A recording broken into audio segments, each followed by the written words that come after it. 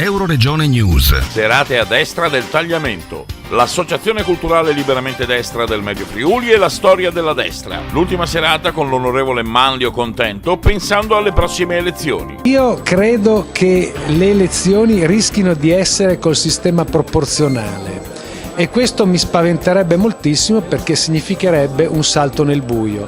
Per cui confido sul fatto che, siccome in Italia è difficile trovare una maggioranza in una situazione come quella che stiamo vivendo, alla fine questo non succeda e tutt'al più ci sia un sistema maggioritario, ma che almeno si arrivi a eliminare il capolista bloccato, perché così l'elettore potrà scegliere almeno una volta quale sia il candidato su cui vuol puntare.